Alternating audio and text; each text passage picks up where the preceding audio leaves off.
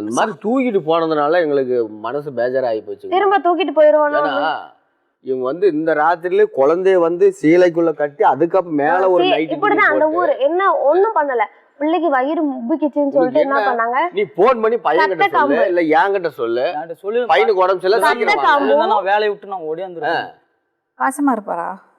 பாசமா அவங்க வேலையை முடிஞ்சிருச்சுன்னா அவ்வளவுதான், இந்த பாசம் எதுவுமே இருக்காது. காசு எல்லாம் செலவுக்கு கொடுப்பாரா? கொடுக்க மாட்டாங்க. இப்ப 4000 கொண்டு வந்தாங்க, 3 மாசம் கழிச்சு 4000 கொண்டு வந்தாங்க. பையனோட பிறந்த நாளைக்கு கூட இவங்க வரல. வேலை அந்த டைம்ல வேலை இல்லைங்க. நீ வந்து உங்க அம்மா அப்பாவை ஏமாத்துற மாதிரி என்ன ஏமாத்தாத. கேட்கறதுக்கு பதில் மட்டும் சொல்லு. சம்பாதிச்சு எவ்வளவு பொண்டாட்டிக்கு கொடுக்குற? மேம் இங்க லோக்கல்ல வேலை செஞ்சுனா வாரம் 5000 ரூபாய் சம்பளம் வாங்குவோம் மேம். 5000 ரூபாய் 5000 ரூபாய் வாங்கினதுல நான் எனக்கு இவ்வளவு செலவு போச்சு. பொண்டாட்டிக்கு எவ்வளவு கொடுப்பீங்க? கொண்டு போனா நான் 5000 6000 இல்லாம போக மாட்டேங்க மேம். எனக்கு ஒரு கஷ்டம், ஏன்னா என் பையனுக்குன்னு நான் ஒரு செலவு பண்ணணும்ல. நல்லா பேசுறீங்க தம்பி.